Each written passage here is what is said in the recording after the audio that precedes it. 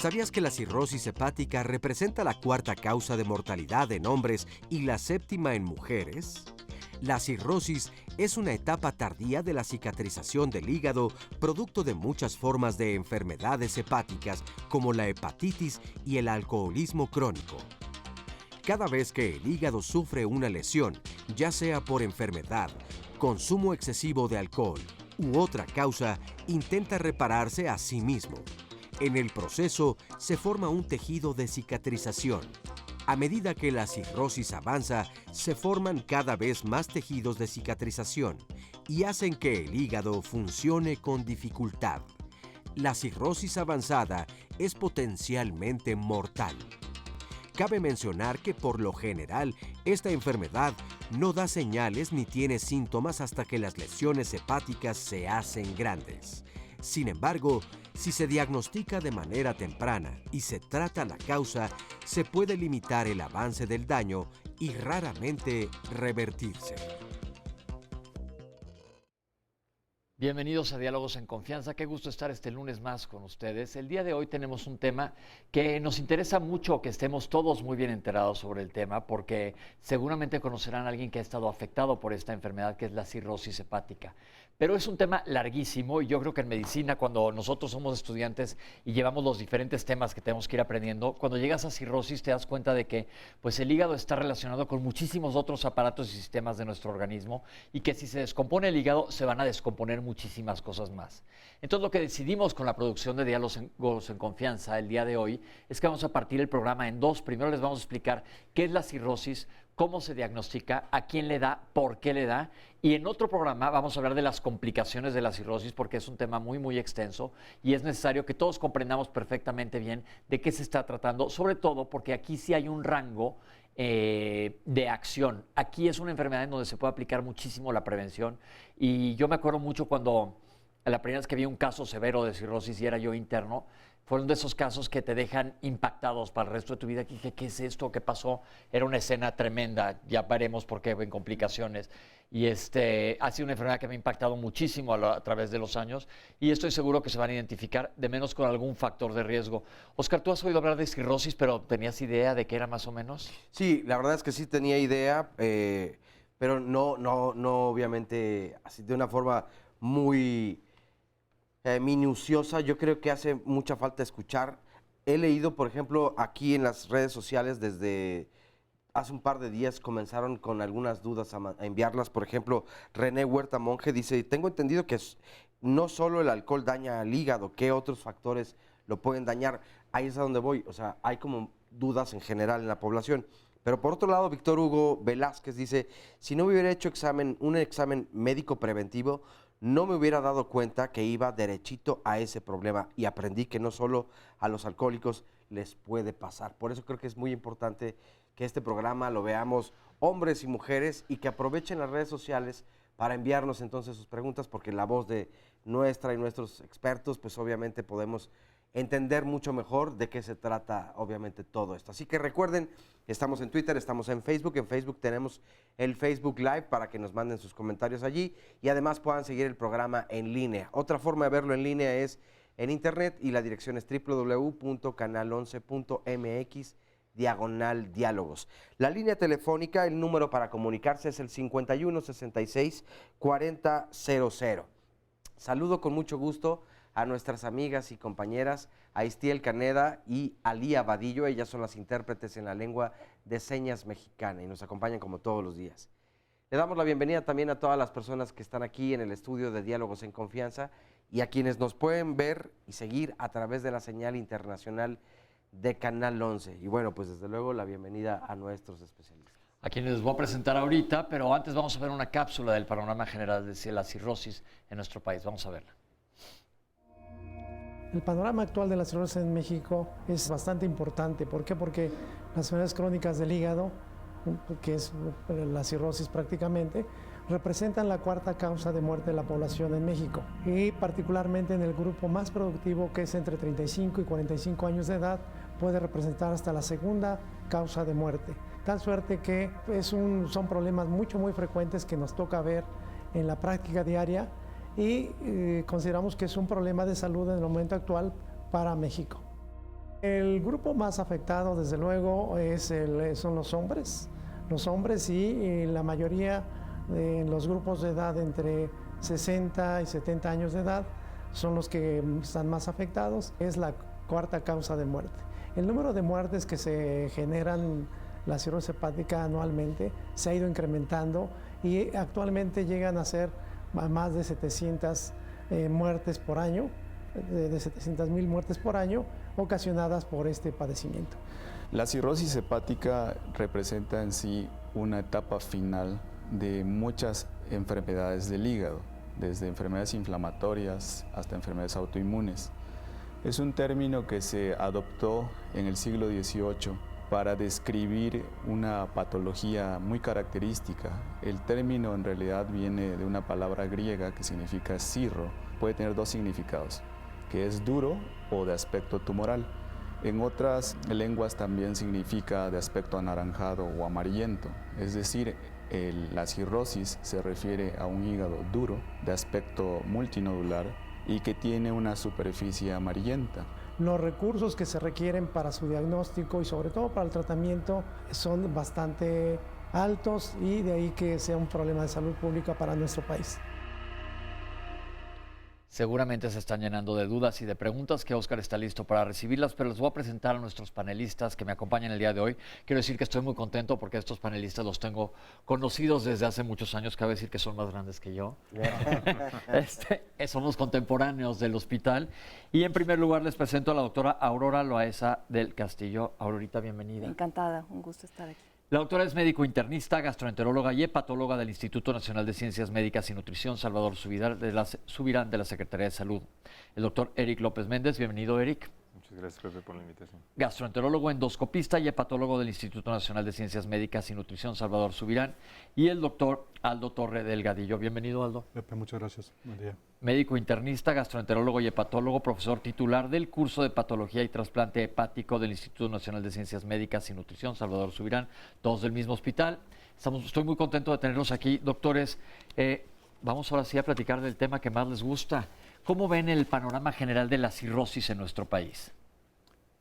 Es un problema muy serio. El panorama general, como bien mencionaban en la introducción, es la cuarta causa de muerte en hombres, séptima en mujeres. Hacia el 2020 tendremos aproximadamente 1.800.000 cirróticos en el país, de diferentes causas, y que desgraciadamente se detectan en fases muy avanzadas, partiendo de que con un sistema de salud actual no habrá haber forma de atender a todos estos pacientes. Estamos considerando que debido a las complicaciones de las cuales vamos a hablar eventualmente, va a ser mucho más difícil tratar esta patología, no nos vamos a dar abasto, y por lo tanto yo creo que es bien importante que hablemos de que hay muchas causas que son prevenibles, porque como decía yo anteriormente, es una enfermedad en donde sí ingiere la prevención. Entonces esto es clave y ahorita les vamos a platicar más adelante de las causas. ¿Existen regiones del país donde haya más cirrosis que en otras? Esa es una muy buena pregunta. Si te vas a las principales etiologías de la cirrosis... Etiologías son causas. Que son las causas. Ahorita quizá la pandemia principal y lo que más nos preocupa es la grasa, la infiltración grasa del hígado. La prevalencia estimada en México se dice que es del 25 al 30%, lo cual yo pienso que está subestimado totalmente, va a ser arriba del 50%. Y hablando de regiones, probablemente hacia sureste puede estar un poquito más implicado esto. Si te vas a alcohol, hay zonas del país que tienen mayor ingesta de alcohol. Si te vas a virus, eso está más homogéneo. Si te vas a patologías autoinmunes, esas son muy concentradas para los hospitales de alta especialidad. Ahorita vamos a repartirles, a explicar cada una de estas causas, porque es lo que nos interesa el día de hoy. Aurora, se habla de que la cirrosis es una enfermedad de adultos, pero ¿puede dar en niños? Sí. Es que la gente piensa normalmente que el alcohol es la causa única y directa de la cirrosis y ahorita vamos a ver que hay otras causas. Normalmente ya vimos en la cápsula que da a hombres, generalmente después de cierta edad, pero puede dar en niños. ¿Y cuáles son las causas en niños? Las causas en niños son diferentes a las que pueden ocasionar cirrosis en los adultos. En los niños generalmente son por problemas congénitos, es decir, problemas del hígado con los que se nace.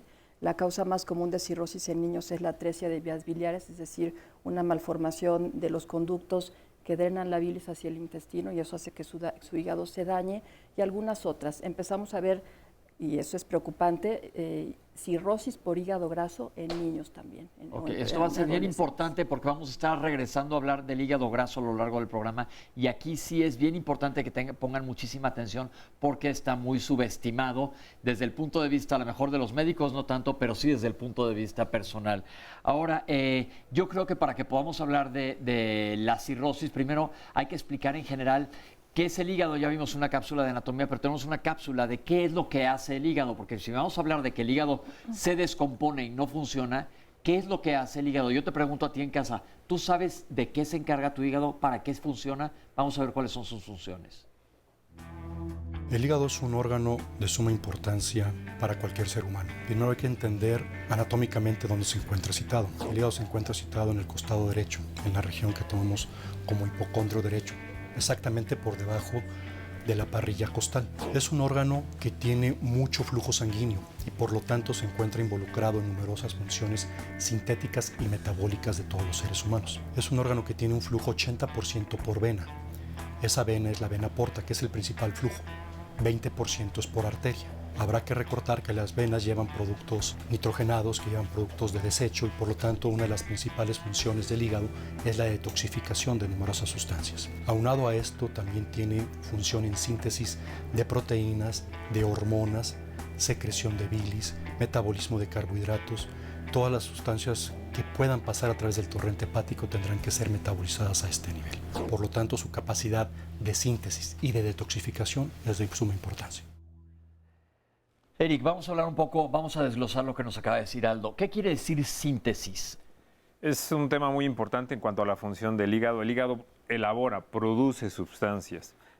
Por dar un ejemplo, de los alimentos que nosotros consumimos y que llevan a cabo el proceso digestivo en los intestinos, el hígado es el encargado finalmente de almacenar esa energía en una proteína muy importante que es la albúmina.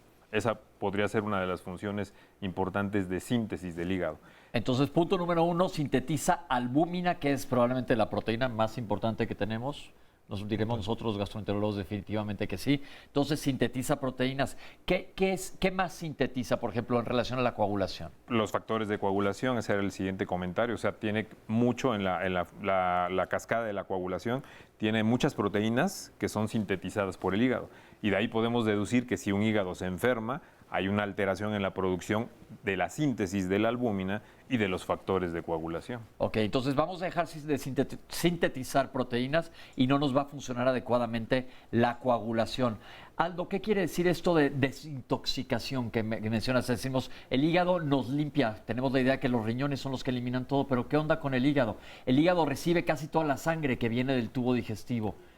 Totalmente, y toda la sangre que entra por vena porta es una sangre contaminada. Entonces el hígado, dentro de esas funciones, tiene la capacidad de cambiar esas toxinas, detoxificar y llevar a síntesis de otros compuestos que son viables para la función del organismo. De esta detoxificación, cuando el hígado empieza a tener alteración, empieza a concentrar sustancias que son, en el contexto, tóxicas para el organismo y pueden provocar las complicaciones que empezamos a ver conforme avanza el daño hepático, específicamente hablando de productos nitrogenados, lo que es el amonio o el producto principal de esta síntesis. Entonces, número 3, el hígado nos limpia, nos depura, por así decirlo, que es una función más renal, pero el hígado nos está limpiando y se va a ver alterada sobre todo la depuración o la eliminación de este amonio que vamos a retener. Más adelante vamos a ver qué pasa. Ahorita, ¿qué es la bilis? La bilis es un producto de desecho, por así decirlo, que se excreta por cada una de las células del hígado. La bilis viene del metabolismo de la hemoglobina, que es la proteína que transporta el oxígeno a todas nuestras células, y en el hepatocito, que es la célula principal, digamos, del hígado, ahí ocurre una serie de procedimientos, de procesos que producen la bilis. Cada célula del hígado tiene un conducto biliar pequeñísimo que drena una cierta cantidad de bilis hacia un árbol biliar que finalmente se desecha hacia el intestino. Pensemos y eso ayuda en un edificio y en la tubería de cada uno de los baños, va a ir ahí el drenaje que eventualmente va a ir a dar una tubería mayor y va a ir a dar al caño, literalmente. Exactamente. Ok. En el intestino, pues esta bilis ya funciona en la digestión, tiene cierto efecto para digerir grasas, proteínas. En fin. Entonces en la cirrosis se nos va a acumular la bilis también porque no se va a poder eliminar adecuadamente. Sí. Ahora hay una parte bien importante que ya tocó un poco Aldo y quiero que nos expliquen bien lo complejo de la circulación del hígado. Pensemos el hígado como una esponja a donde llega una vena grandota, que ahorita nos van a explicar cuál es, y la distribuye todo dentro del hígado en donde va a llevar a cabo estas funciones de las que acaban de hablar para luego salir más limpia la sangre, por así decirlo. ¿Cuál es esta función o la importancia de la circulación en el hígado? Bueno, el hígado es un órgano que filtra la sangre, como tú acabas de decir. Si ustedes han visto un hígado, es un órgano completamente rojo, es un hígado que filtra la sangre que viene de todos los órganos abdominales, por así decirlo, principalmente del intestino, y tiene dos vías o dos formas de circulación, la venosa y la arterial. La venosa trae la sangre, como decía Aldo, del intestino, llena de sustancias tóxicas, llenas de productos que se absorbieron de lo que uno come, en fin. Ahí en el hígado se sintetizan pues, proteínas, una serie de sustancias que son necesarias para que después vayan a la circulación y el organismo funcione, y la arterial que sirve para irrigar al órgano. La sangre que viene del hígado sale después hacia el corazón por un sistema venoso que es de la vena cava, y bueno, es una circulación muy, muy compleja. Entonces pensemos que vamos por el periférico y de repente tenemos que pasar por una zona donde hay muchos puentes, que sería el hígado, y hay muchas circulaciones pequeñas a través de estos puentes. Quiero que se queden con esta idea. O un río que de repente llega a un pantano y en el pantano el agua se diluye por todos lados y después del pantano va a salir para otros lados. Pensemos en esta cantidad de canalitos en el pantano como el hígado. ¿Qué pasa si esta circulación se estanca? Pues que el río de atrás se va a congestionar y esto se llama hipertensión portal. Es bien importante que vean, que les vaya cayendo el 20 de qué es lo que estamos hablando, porque para que podamos entender cómo deja de funcionar el hígado y presenta complicaciones, es bien importante que entendamos cómo funciona adecuadamente. ¿Qué tiene que ver el hígado, por ejemplo, con que se nos presenten o no infecciones? Mucho. También el sistema inmunológico tiene mucha relación con el hígado en relación a un sistema que se llama retículo endotelial. Y el hígado tiene esta capacidad también de detoxificación de agentes externos al cuerpo, o agentes bacterianos. Digamos que el hígado es un gran filtro, y en la circulación, como funciona nuestro cuerpo, es una vez que se ha hecho el proceso digestivo, la sangre tiene que regresar al corazón y el filtro es el hígado y lo que hace es purificar.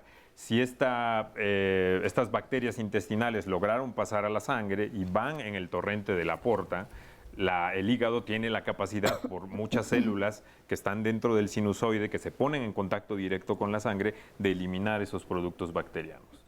Este fenómeno en medicina es muy interesante y lo conocemos como translocación bacteriana. Punto importante. Cuando las bacterias normalmente deben estar contenidas dentro del intestino, pero permean, logran meterse a la sangre, y para evitar que lleguen a la circulación mayor, al corazón, a los pulmones y al resto del cuerpo, el hígado filtra y elimina esas bacterias. Entonces el hígado también es una aduana, por así decirlo, se pone brava la aduana y no deja que pasen estos bichos. Ya hablamos de metabolismo de proteínas, las grasas tienen que ver con la bilis. ¿Qué hay de los carbohidratos y el hígado? Es la principal zona de generación de energía a través de los carbohidratos. Los carbohidratos tienen mucha energía y la síntesis principal de los mismos se lleva a cabo a través del hígado por múltiples vías que son involucro de glucosa, involucro de glucógeno, síntesis de carbohidratos, síntesis de colesteroles. Entonces, la principal fuente de energía en el organismo es el hígado. Perfecto, entonces estamos viendo una gran cantidad de funciones del hígado. No sé si hay alguna otra que se me esté yendo importante para hablar eventualmente de complicaciones. Ayúdenme, ustedes son los meros expertos, doctores. Y si no, Oscar, creo que ya hay gente que nos está buscando. Sí, ya hay preguntas que nos están amablemente compartiendo.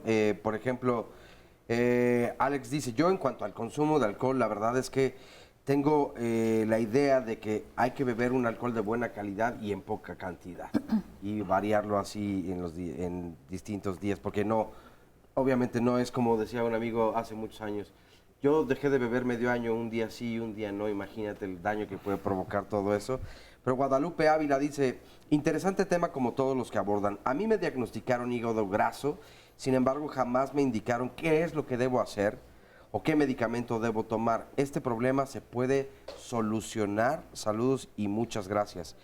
Mónica nos comparte, me diagnosticaron artritis reumatoide, tengo entendido que puede haber daños en el hígado por el medicamento. ¿Cómo puedo prevenir daños en el futuro? Y gracias por toda la información. Guillermina también nos dice, yo tengo problemas con hígado graso. Si no me cuido, ¿podría entonces degenerar en cirrosis? Norma nos dice, descubrieron hemangiomas en el hígado del tamaño considerable, pero solo me dijeron que no había ningún problema, que solos van a desaparecer. ¿Esto es verdad o a dónde debo acudir? Keta Velasco pregunta si hay algunos medicamentos que puedan provocar cirrosis y qué se debe hacer en caso de que sea así. A una amiga nos comparte Reina de González, le dijeron que su hígado está graso y le dieron medicamento. ¿Es malo el hígado graso? ¿Cómo es que se forma y cómo podemos evitar justamente esto? Diana LM nos pregunta, ¿cómo es que se disparan las enzimas? Por ejemplo, la DHL, y que gracias a eso se puede detectar la enfermedad. Y bueno, estas son parte de las dudas que hasta el momento... Ahorita, recuerden que las dudas se las contestamos en el último bloque. Muchas de ellas van a ir saliendo a lo largo de lo que estamos platicando ahora, pero vamos a seguir platicando ahorita con los especialistas después de que hagamos esta cápsula que nos demuestra cómo un hígado sano se transforma en un hígado cirrótico. Vamos a verla. La transformación de un hígado normal a un hígado cirrótico es un proceso que lleva un tiempo, pero es de vital importancia conocerlo porque cirrosis actualmente es la cuarta causa de muerte en México. Estamos hablando que para el 2020 habrá aproximadamente 1,5 millones de cirróticos. Por lo tanto, es un problema que tenemos que atacar de inmediato porque tratándolo previamente o en etapas tempranas, esto puede ser prevenible e inclusive reversible. En etapas avanzadas de la cicatriz del hígado, el proceso ya no es reversible y una vez instalada la cirrosis, las complicaciones a corto y mediano plazo son las que dictan la mortalidad en estos pacientes. ¿Cómo ocurre el proceso? Primero hay que entender cuáles son las condiciones que nos llevan a cirrosis. La cirrosis es consecuencia de una agresión persistente al hígado que puede ser por alcohol, puede ser por virus de hepatitis, específicamente los virus de hepatitis con afección hepática pura son el virus de hepatitis B, el virus de hepatitis C. No se sabe el impacto que pueda tener el virus de hepatitis E, aunque algunas publicaciones recientes indican que también puede estar involucrado hacia cirrosis. Hablamos de condiciones inmunológicas, la hepatitis autoinmune, cuando el paciente por sí mismo genera inflamación a su propio hígado a través de anticuerpo. Hablamos de procesos de la vía biliar, procesos colestásicos como la colangitis biliar primaria, que también entra dentro de las patologías autoinmunes. Y hablamos quizá de la situación más grave actual, que es el hígado graso. La situación metabólica que repercute a nivel hepático es una amenaza creciente y metabólicamente hablando, condiciones que nos llevan a un daño hepático son pacientes con sobrepeso, son pacientes diabéticos, son pacientes hipertensos, pacientes con dislipidemia, es decir, colesterol o triglicéridos elevado, ácido úrico, tiroides, independientemente del proceso que pueda ser medicamentos como un tóxico directo y más cuando hay un sustento de hígado graso. El tiempo promedio de cualquiera de estas condiciones que acabamos de mencionar, de llevar un hígado normal a un hígado cirrótico, puede ser entre 20 y 30 años, cuando la enfermedad va sola. Cualquier proceso que agreda al hígado, alcohol activo, virus activo, autoinmunidad activa, grasa activa, provoca inflamación. La inflamación provoca cicatriz. La cicatriz extrema es la cirrosis y ese es el proceso que hablamos de un continuo. Va de 0 a 4, 4 es cirrosis. Si nos vamos a las etapas de fibrosis que les he mencionado, fibrosis 0, fibrosis 1, 2, 3 y fibrosis 4, que es la cirrosis. La cirrosis es otro escenario en el cual diríamos que es compensada y descompensada. Un cirrótico compensado es el que nunca ha tenido complicaciones propias ya del daño hepático. Y un descompensado es el que habitualmente conocemos coloquialmente en el medio como el paciente que llega vomitando sangre, eso se llama hematemesis, el paciente que empieza a tener un abdomen prominente porque tiene agua en el abdomen, eso se llama citis. Entonces el objetivo de todo esto es tratar al paciente en las etapas iniciales de fibrosis inicial, donde el tratamiento para el virus, el dejar de tomar, el tratamiento para la grasa, el tratamiento para la inmunidad nos pueden detener o revertir la enfermedad. Si tenemos la mala suerte que el paciente llegó ya a cirrosis compensada, es decir, sin todas las complicaciones que mencionamos, ahí también se trata el paciente. Porque aunque yo no puedo quitar la cirrosis, lo que quiero es evitar la presencia de complicaciones a más corto plazo. Porque una vez que las complicaciones se presentan, la sobrevida cambia radicalmente. Aldo, hablas mucho de que una vez que se presentan las complicaciones, vamos hoy a hablar todo antes de que se presenten complicaciones, pero también se ha escuchado que el hígado tiene una capacidad muy grande de regenerarse. ¿Qué tanto tienes que dañar al hígado para que llegues al borde del vaso y se empiece a desbordar? Es una pregunta súper común que todo el mundo te la hace, muy difícil de responder, pero vamos a ponerla en esto de que cualquier insulto, de todos los que se han mencionado, provoca inflamación, inflamación es cicatriz o fibrosis. Esta va de 0 a 4, 4 es cirrosis. Cirrosis no se quita. Si le ponemos porcentajes, fibrosis 0 es 0, fibrosis 1 es 25, 2 es 50, 3 es 75, 4 es 100. De 3 para abajo se revierte, pero de 3 a 4, 75 a 100 hay 25 puntos. Una fibrosis 3 avanzada, probablemente un 80, todavía tendrá capacidad de revertir, pero un 90, aunque siga siendo fibrosis 3, probablemente ya no tiene capacidad de revertir porque ya está hacia F4 o cirrosis. Déjenme explicar nada más qué es esto de fibrosis. Recuerden que el hígado, les dije, piensen en una esponja, como una esponja la de la regadera, que es bastante elástica y por ahí pasan muchos vasos sanguíneos y demás canalículos. Fibrosis es que se empiece a poner dura la esponja, dura, como si le inyectaras un resistol o un pegamento y va perdiendo su elasticidad y se va haciendo más dura. Esta es la cirrosis. La fibrosis. Entonces, detectar las enfermedades o buscar intencionadamente todo esto, pues en fases más tempranas, curando la agresión, se quita la progresión.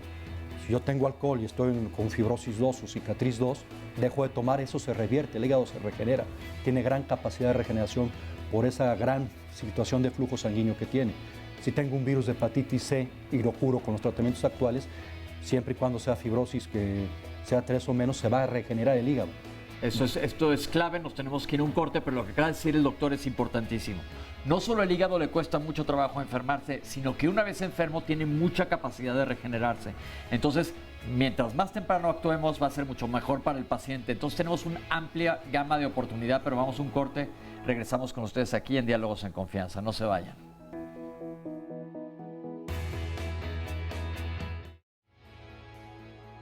El Instituto Nacional de Cardiología las invita y los invita a unirse al plan Tlalpan 2020, que evidentemente pues tiene como fin la salud de toda la población, y para eso se necesitan hacer ciertos exámenes y tú puedes ser candidata o candidato durante los próximos 10 años, donde serán completamente gratuitos. Pero, ¿cuáles son los requisitos? ¿Qué es lo que debes saber?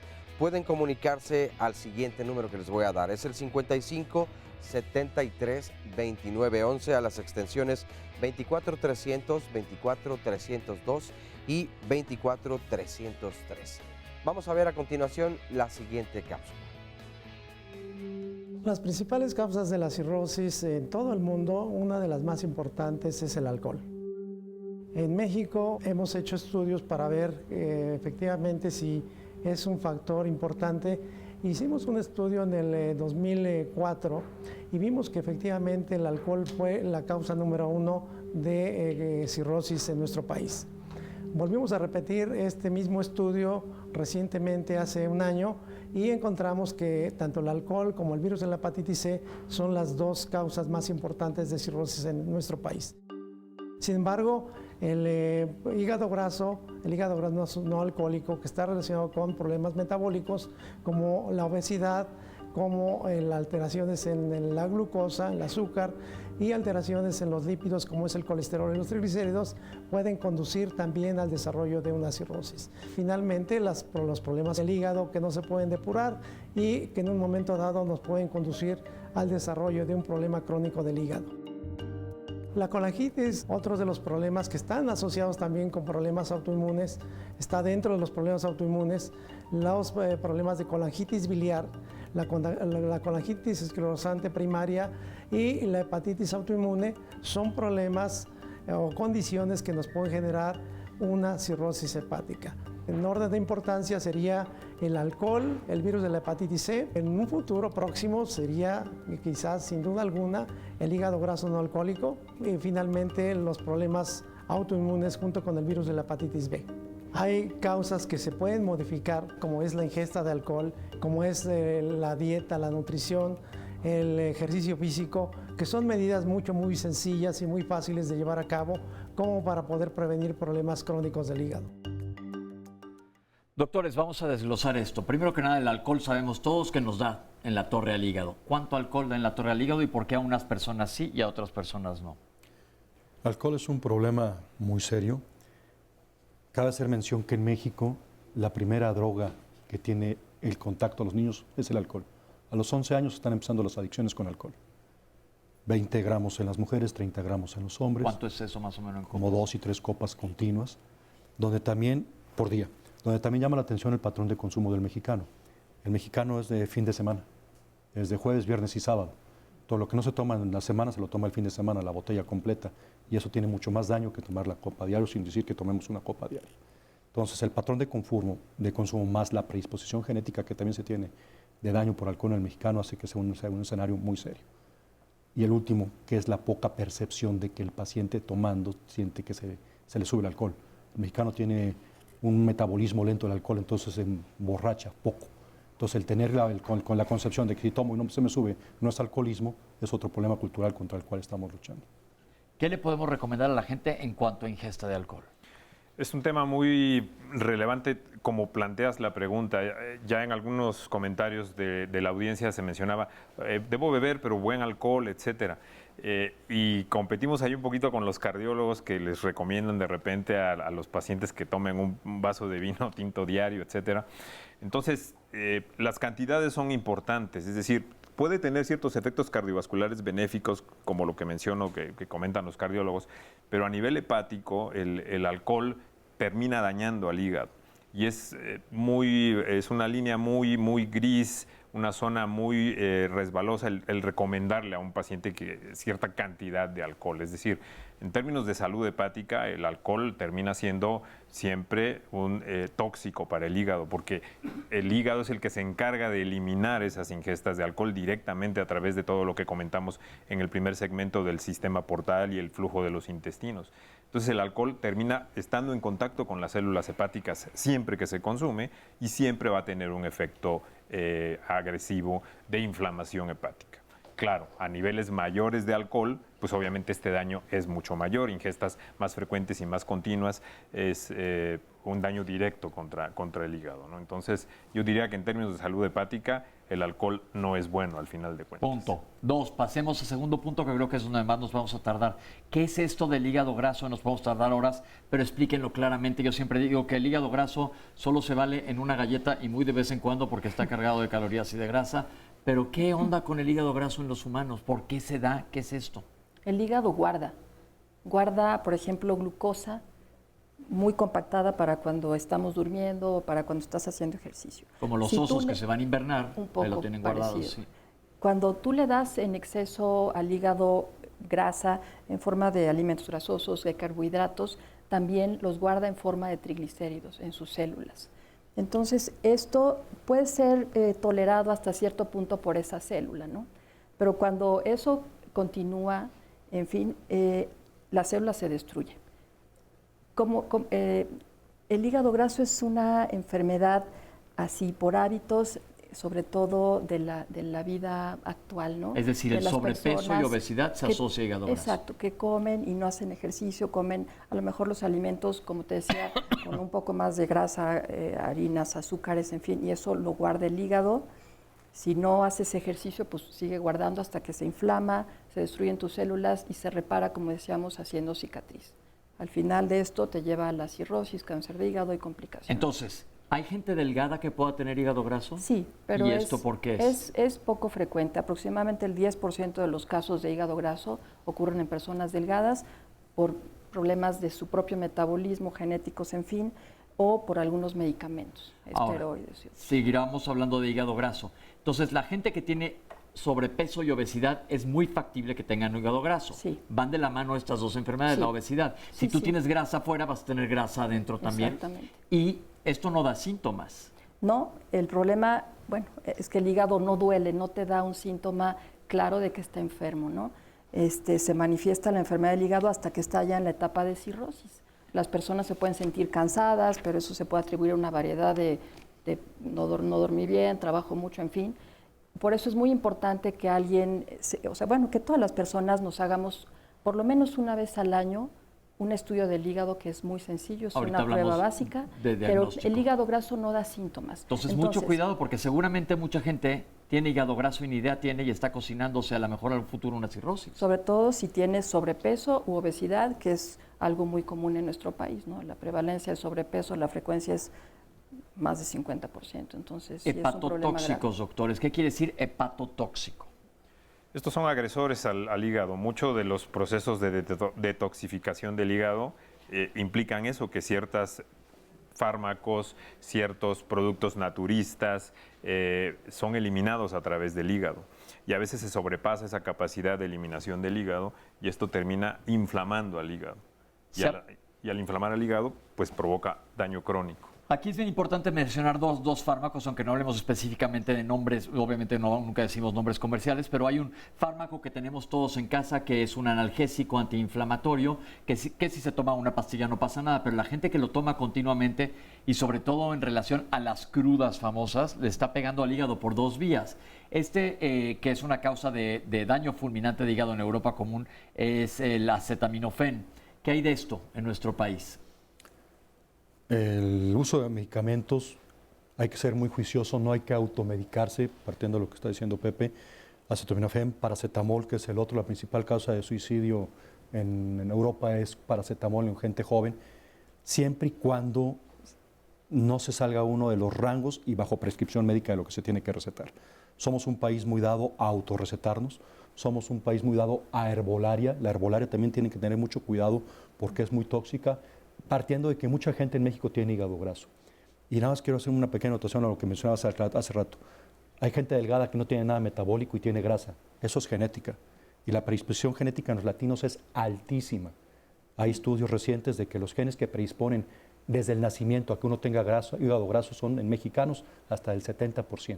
Entonces nacemos con una genética mala de cara a un insulto durante toda la vida de todo lo que se ha mencionado ahorita, que nos hace que eso se active y que el hígado se acelere en cuanto al daño. ¿Qué hay de personas que toman medicamentos? Por ejemplo, llevo una pregunta, que toman cierto medicamento para la artritis reumatoide y le dicen tiene que estar revisando su hígado. Ese medicamento, lo más probable es que sea el metrotexate, tiene que tener revisión continua y no solamente a través de enzimas hepáticas. Ustedes pueden tener enzimas hepáticas normales y eso no traduce la seguridad de que el hígado no esté dañado. Entonces, yo creo que en temas posteriores lo vamos a tratar. Habrá que medir por métodos no invasivos cómo está el daño a través de esa cicatriz, que es la fibrosis, que nos permite decir el medicamento en cuestión lo está dañando, lo paro o continúo. Ok, entonces los medicamentos también causan cirrosis. De los virus, ya hemos hablado de la hepatitis, sobre todo la hepatitis B y C, que ya tuvimos un tema aquí en Diálogos en Confianza y lo pueden checar ustedes en YouTube, nuestro programa, porque nos vamos a detener, pero las hepatitis B y C sobre todo son las que más pueden causar cirrosis hepática. Para la hepatitis C ya hay tratamiento y para la hepatitis B hay vacuna, entonces por favor hay que vacunarse. Tengamos mucho cuidado, también hay vacuna para la hepatitis A, para no detenernos a hablar mayormente de virus. Y otras causas que son causas extrañas de cirrosis que pueden ser, por ejemplo, problemas de las vías biliares, como por ejemplo, ¿cuál nada más para mencionarlo? Colitis esclerosante. ¿Qué es esto? Que las vías biliares, los conductos, se hacen tortuosos y se hacen duros, reteniendo la bilis, haciendo que la bilis se estanque en el hígado, y el estancamiento de bilis en el hígado va a destruir las células hepáticas, llevándolas a cirrosis. ¿Y causas vasculares? Las causas vasculares también son un tema importante en el problema del hígado. Trombosis de la aorta es un fenómeno que es poco frecuente en la población general, pero en población de riesgo con enfermedad hepática, un trombo, una oclusión de la vena que le lleva el flujo principal al hígado puede provocar manifestaciones cuasi cirrosis sin que el paciente realmente tenga cirrosis. O sea, pueden tener varices en el esófago, pueden sangrar de varices, pero la función hepática es preservada, no hay cirrosis, no hay daño dentro de las células, pero es un problema de flujo, de obstrucción. Ok, o cuando se obstruyen las venas suprahepáticas, que esto también es cosa muy específica, no nos vamos a meter en esto, es un síndrome muy específico. ¿Y alguna otra causa común que la gente deba de saber de cirrosis? Autoinmunes. La cirrosis autoinmune, ¿qué es, Aurorita? Pues es cuando tu hígado cuando se daña por tu propio sistema de defensa que lo reconoce como extraño. Los hepatocitos o algunas otras partes como los conductos biliares también se pueden dañar y otras causas menos frecuentes son, por ejemplo, la hemocromatosis o la Que es el enfermedad de depósito Wilson, de que es hierro o el depósito de cobre en tu hígado, ¿ok? Sí. Entonces, estas son las causas. Vemos que hay injerencia donde podemos actuar: alcohol, medicamentos, vacunación, ejercicio, alimentación adecuada. Todo esto para proteger a nuestro hígado, porque, como siempre digo en medicina, el hubiera no existe. Híjole, es que le hubiera hecho caso al doctor, sí, pero ya tiene cirrosis. Pues ya no sirvió de nada. Vamos a ver esta cápsula de cómo estudiar el hígado y vamos a comentar algunos puntos con nuestra audiencia. Ahorita venimos con ustedes.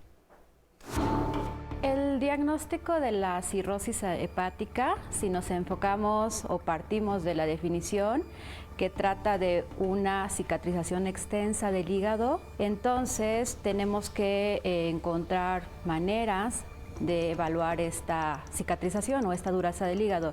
Y en general hay pruebas que son invasivas y no invasivas. Digamos que el estándar de diagnóstico es una prueba invasiva y es la biopsia hepática. En este momento no me enfocaré a hablar de la biopsia, sino en las pruebas no invasivas de diagnóstico. Tenemos pruebas que las llamamos biológicas y pruebas físicas. Las pruebas biológicas pues son pruebas de sangre, marcadores serológicos y una serie de scores o de escalas en las que nosotros podemos evaluar si el hígado se encuentra con dureza o no. Y las pruebas físicas son, por ejemplo, un ultrasonido que se realiza en el abdomen o bien alguna prueba como de elastografía que conocemos como prueba de FibroScan. Primeramente hablaré de las pruebas que son serológicas, tan simple como una biometría hemática en donde se puede encontrar plaquetas disminuidas y entonces hay una sospecha de que pueda haber una cirrosis hepática. Si tenemos un paciente en este caso, entonces lo mandamos a una prueba física. La prueba más común y más utilizada, más disponible es un ultrasonido. En el ultrasonido podemos ver que el hígado normalmente va a tener una estructura lisa. Ya cuando hay cirrosis se ve nodular, se ven unos bordes no definidos, nodulares, y así podemos diagnosticar cirrosis, ¿no? Ahora, si queremos tener mayor precisión, utilizamos otro estudio como la elastografía. Vamos a escuchar testimonios del público. Hola. Hola. ¿Cuál es su nombre? Xochitl. Xochitl, ¿qué nos va a decir? Pues que hagamos conciencia de lo que realmente está pasando, porque realmente ahorita está un desabasto total de medicamentos y es muy, muy difícil conseguir el tratamiento. Pero, ¿qué tiene que ver esto ahorita con la cirrosis? Porque en mi caso, por no haberme diagnosticado a tiempo, tengo cirrosis. ¿Y ¿De qué origen? Hepatitis C. Hepatitis C. Y estoy en espera de un trasplante de hígado por no haber sido detectada a tiempo. A tiempo. Entonces, checarse. ¿Usted la transfundieron en el pasado? Sí. Cuando era chiquita. Ajá, exacto. Ok, y en el pasado no se sabía de la hepatitis C y ahora tiene hepatitis C. ¿Ya le dieron tratamiento para la hepatitis C? Ya, afortunadamente llevo 2 años ya negativizada. Qué bueno. Soy una negativa muy feliz. Qué bueno. Así es. Qué bueno. Entonces, checarse. Sí. Perfecto, muchísimas gracias. gracias. Todo el mundo piensa que el alcohol es la causa de la cirrosis. Y me dicen, ay, ¿tomaste alcohol? Y le digo, bueno, la cara de alcohólica ya la traigo, pero pues nunca tomé. Claro, fue hepatitis C. Muchísimas gracias. Sí. Hola. Hola, buenos días. ¿Cuál es su nombre? Yo soy Patricia Rothstein. También yo quiero decir eso. Los médicos casi nunca nos checan el hígado y nosotros no sabemos que estamos enfermos del hígado. ¿Qué tiene usted? Unas cosas. Yo tengo hepatitis C también. Ya también me dieron el tratamiento y ya estoy negativizada, pero por ejemplo, cuando yo tardé mucho en que me vieran que yo tenía hepatitis C. ¿No tiene cirrosis? Llegué a cirrosis sin que sin que nos diéramos cuenta. ¿Está usted cirrótica o tuvo nada más la hepatitis C y como comentó el doctor Aldo, no llegó a ser cirrosis? Porque no tiene ninguna complicación de cirrosis, ¿o sí? No tengo ninguna complicación, pero tengo cirrosis. Soy F4. Ok, perfecto. Entonces, aquí la cosa es, si usted, ya tuvimos un programa aquí en donde estuvieron varios de nuestros mismos invitados, fue transfundida hace muchos años y en algún chequeo se ve alguna alteración en sus pruebas de función hepática, tiene que buscarse a ver si tiene un virus C de la hepatitis. Entonces, esto es bien importante. Eventualmente esta enfermedad tiende a desaparecer porque ya hay tratamiento y ya toda la sangre que se pone está controlada, pero es bien importante lo que dice, que se chequen. El único síntoma que yo tenía era que estaba cansada. Ok, se podemos hacer 1, 2, 3 por usted y todos nuestros compañeros, Así es, ¿verdad? sí, por favor. Perfecto, gracias. Oscar. Tenemos muchas llamadas y la primera es de mi tocayo Oscar Héctor Saldaña. Hace 1 año y medio me dijeron los científicos de nutrición que me iban a hacer un estudio y les dije que sí y me descubrieron colagivitis biliar primaria, la cual produce muchas defensas, pero provocando cirrosis. Además, presento 60% de hígado graso. Como remedio opté por administrarme un ácido que vale 300 pesos. Diario tomo 5 pastillas, pero que al producir tantas defensas me están atacando los demás órganos. Tengo mucho vómito y nos pregunta, ¿habrá algún medicamento adecuado? Cuando me dijeron que producía defensas, me puse contento, pero ¿qué hay del hecho del grado de afectación y qué provoca o qué puede provocar a los demás órganos? Yo lo que nos diga qué es eso que está tomando y quién se lo dio, porque no nos está diciendo nada específico. Exacto. Ojalá nos pueda volver a llamar, mi tocayo. Mauricio Mejía dice, recientemente he presentado una pigmentación oscura en la parte trasera del cuello, a un lado del ombligo, en la espalda y los brazos.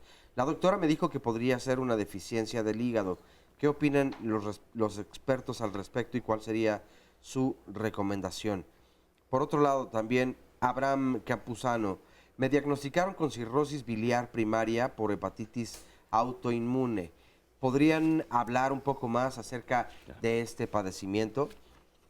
Edgar, a mí me diagnosticaron insuficiencia hepática crónica. Fui al médico y llevo 1 semana con tratamiento de dieta, pues tengo inflamado el estómago y me recetaron furosedamina por la mañana y por la noche. La otra es espironolactona y propanadol. Ya me he estado sintiendo un poco mejor. Me recetaron bien, me gustaría saber si estoy bien o si tengo que pedir otra opinión. Fernando Campos, a mi esposa le detectaron quistes en el hígado y en el riñón y nunca le dijeron que tenía que hacer y que se los quitaran. Estos quistes se pueden eliminar y felicidades por el programa. Pues gracias, Fernando. María Félix Díaz, hace 2 años me detectaron cirrosis hepática. Nunca he bebido alcohol, pero me dijeron que fue porque de pequeña me quitaron la vesícula. Actualmente tomo 2 medicamentos. Uno se llama ácido ursodeoxicólico y otro espirelactona. ¿Estos medicamentos pueden agravar el problema o están bien recetados? Martín Portillo, tengo hepatitis B e hígado graso. No me recetaron ningún medicamento. ¿Esto puede traer como consecuencias que viva con cirrosis? Silvia Trejo, mi nieto tuvo hepatitis a los 11 años y le daban a tomar células hepáticas para reforzar su hígado. Ahora tiene 25 años, pero quiero saber si puede tener algún problema en el futuro con el hígado precisamente.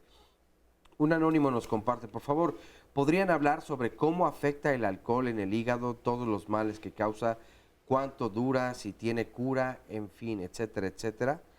Berta Alicia Tobar, se me inflaman el colon y me duele hasta la zona de las costillas. Quiero saber si ya podría estar afectando entonces al hígado. Rosa María Colmenares, tomé el medicamento de Advil, que es para el dolor de hueso, durante 1 año y hace 1 mes me diagnosticaron hígado graso. Quiero saber si aún estoy a tiempo de recuperarme del hígado graso. Me dijo una vecina que tomara limón con agua caliente y que eso podría ayudarme. Sí me gustaría, y que le gustaría ser invitada al programa, que ya ha venido como 3 veces, pues qué bueno, pues 1/4 no está nada mal. No está nada mal. Joel García nos pregunta, ¿qué puedo hacer para limpiar el hígado? Hay varias dudas con respecto a eso y que si existe una desintoxicación adecuada, en fin, o recomendada.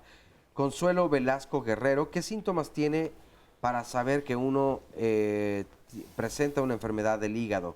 Gracias por los programas tan interesantes, seguimos atentos. Y por otro lado también nos dice en esta llamada, Mónica. Diariamente tomo 3 medicamentos diferentes en dosis controladas. También suelo hacer corajes y ocasionalmente tomo poco alcohol. Estos factores podrían desarrollar una cirrosis hepática. ¿Qué tanto es un mito esto de hacer corajes y que eso se va directamente hacia el hígado? Aquí tengo todas estas preguntas que eventualmente vamos a contestar. Pero vamos a seguir y estoy muy contento de anunciar que por fin llegó con nosotros, que no puede faltar aquí cuando hablamos de hígado, la doctora Margarita Dehesa Violante. Bienvenida, doctora. Gracias, doctor. Al contrario, muchas gracias por la invitación. La doctora, ya la conocemos todos, se pinta sola, pero de todas maneras voy a decir quién es, para los que apenas se están uniendo. Es la gastroenteróloga, hepatóloga y asesora médica de la Fundación Mexicana para la Salud Hepática, Fundepa, donde mandamos un gran saludo. Expresidenta de la Asociación Mexicana de Hepatología y de la Asociación Mexicana de Gastroenterología, decana del Hospital de Especialidades del Centro Médico Nacional Siglo XXI.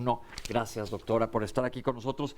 Y ya hablamos de factores de riesgo y estamos hablando de las pruebas no invasivas, que vimos una cápsula. La gente pregunta, ¿cómo checar mi hígado si normalmente estoy asintomático y a lo mejor está pasando algo ahí? Entonces vamos a desglosar esto antes de entrar tan de lleno a la cápsula que vimos. Primero que nada, ¿qué son las pruebas de función hepática, doctora?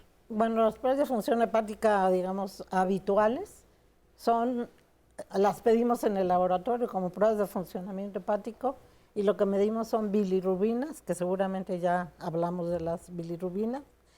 Medimos transaminasas, que a mayor cantidad de transaminasas probablemente el hígado esté sufriendo más porque tiene mucha inflamación, o bien ya bajaron tanto que el hígado ya no es capaz de producir las transaminasas, pero creo que no puede uno concebir unas pruebas de funcionamiento hepático que no tengan bilirrubinas, transaminasas, 2 enzimas que están básicamente producidas cerca de los conductos biliares, que es la fosfatasa-alcalinina y la gamma-glutamil transpeptidasa, que también son muy importantes para que el clínico, a veces el clínico, a uno no le gustaría ser el clínico en ese momento porque hay ocasiones en que uno se confunde porque es bien difícil con las pruebas de funcionamiento hepático nada más poder hacer un diagnóstico, aunque a veces sí se puede, pero a veces como que le cuesta a uno trabajo. Y una importantísima para mí es la albúmina, porque la albúmina es una proteína que solamente producimos en el hígado y que por lo tanto si la albúmina está baja, quiere decir que el hígado ya está más enfermito. Esta proteína es de la que hablamos al principio, de la síntesis de proteína del hígado. Entonces, estas son las pruebas de funcionamiento hepático, que es una prueba relativamente común y sencilla de la sangre. ¿Alguna otra prueba de sangre que valga la pena que se estudie la gente en algún chequeo general? Porque ya vimos que muchas veces, sobre todo si hay un antecedente de transfusión, puede que no haya nada en las pruebas de función hepática. Quizá lo que hemos ya comentado varias veces, una biometría hemática, porque podemos ver la hemoglobina, si es que el paciente ha sangrado, por ejemplo. Veo que aquí hay algunos conocidos de los que vemos frecuentemente que pueden obrar de color negro o pueden vomitar sangre, y eso es muy importante para saber qué tanto daño hay en el hígado. Y las famosas plaquetas, porque obviamente si las plaquetas están bajas, la mayoría de las veces es porque el hígado está enfermo y porque hay una hipertensión portal, que seguramente Eric ya comentó de ello, y las plaquetas son secuestradas en el vaso y por lo tanto el médico de primer contacto, que es el que habitualmente detecta las plaquetas bajas, ya habíamos dicho la vez pasada que el paciente le dice al médico, oiga doctor, ¿por qué tengo las plaquetas bajas? No se preocupe, es por la edad. Y eso pues ya dijimos que es por la edad del médico, no por la edad del paciente, ¿verdad? Porque finalmente lo tenemos que estudiar. Yo creo que muchas veces llegamos tarde a los diagnósticos y veo que por aquí hay algunos que el diagnóstico se hizo tardíamente porque no estudiamos al paciente como se debe estudiar. Entonces, además de sangre, se puede pedir un ultrasonido. Se puede pedir un ultrasonido y ahora hay ultrasonidos así muy finolis, digamos, que le miden al mismo tiempo que si hay una lesión en el hígado, si hay la presencia de fibrosis. A mayor cantidad de fibrosis, pues obviamente estamos hablando ya de cirrosis y nos puede decir si es F1, F2, F3 o F4. Entonces la prueba que comentaban ahorita, que es el FibroScan, pues ya no lo pedimos tanto porque no nos da una imagen y a nosotros como médicos nos interesa saber de qué tamaño está el hígado, si tiene a lo mejor una lesión agregada que a veces no, o sea, en el FibroScan no lo vemos. El FibroScan nos dice hay tanta fibrosis, hay tanta esteatosis. Entonces ahorita como que el FibroScan ha venido un poco a disminuir. Pero vamos a ver ahorita, regresando del corte, qué es este examen del que nos está hablando la doctora, que se hace a la hora que se hace el ultrasonido y nos va a decir, además de cómo está la anatomía del hígado, si existe o no esta fibrosis de la que nos habló el doctor Aldo, que es bien importante que determinemos porque se va a determinar un tratamiento específico antes de llegar a las complicaciones. Pero nos vamos a un corte y regresamos con ustedes. Estamos aquí hablando de cirrosis hepática en Diálogos en Confianza.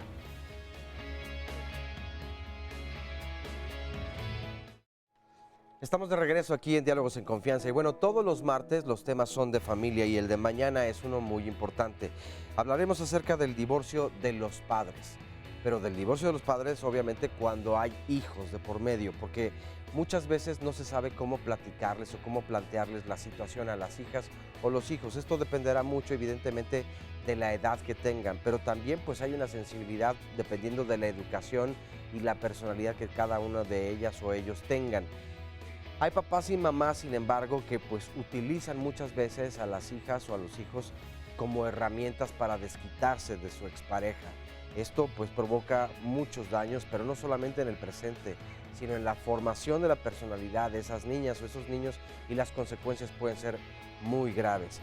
¿Qué se puede hacer? ¿Ayuda a que una persona pueda mediar en esta situación? Pensamos en ocasiones que quedarnos con nuestra pareja y soportar muchas problemáticas se hace por los hijos, pero verdaderamente es por ellos o por ellas, o no nos damos cuenta y nos estamos llevando precisamente pues todos sus valores o su estado de ánimo y sobre todo su autoestima.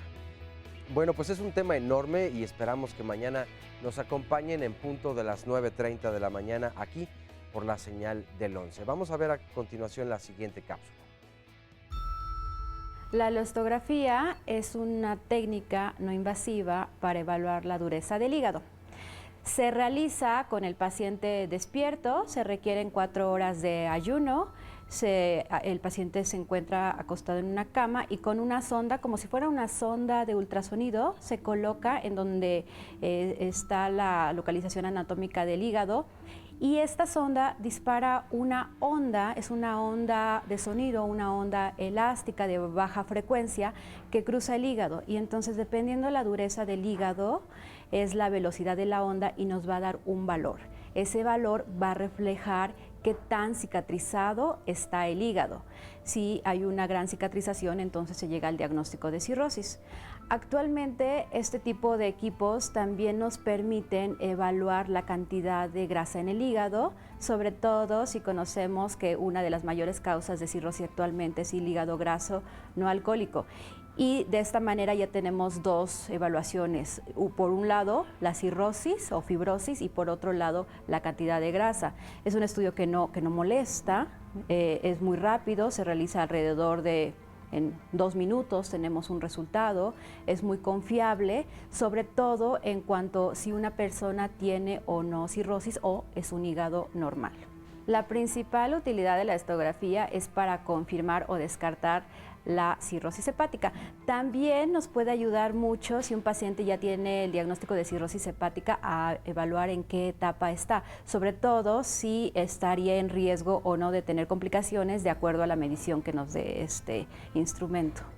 La clasificación de Child-Pugh es una clasificación que nos va a hablar de la etapa o de qué tan avanzado está la cirrosis.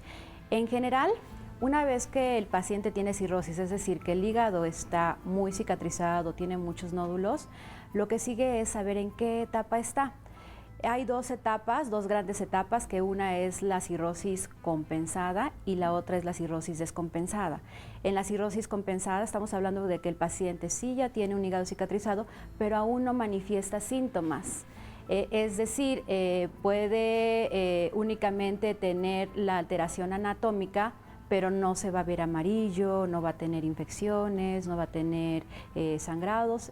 etcétera, todas las complicaciones. Entonces, Child-Pugh nos sirve para evaluar en qué estadio se encuentra este paciente. Y esta clasificación abarca parámetros como si el paciente ya presenta ascitis o líquido en el abdomen, los niveles de bilirrubina, los niveles de coagulación y finalmente nos sirve para estadiaje de la severidad de la cirrosis.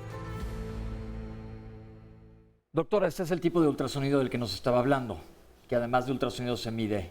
No precisamente, pero nos da la misma información. La elastografía solita no nos da la información de la forma del imagen del hígado y si hay un hepatocarcinoma, por ejemplo, o alguna lesión extra, quiste o alguna cosa.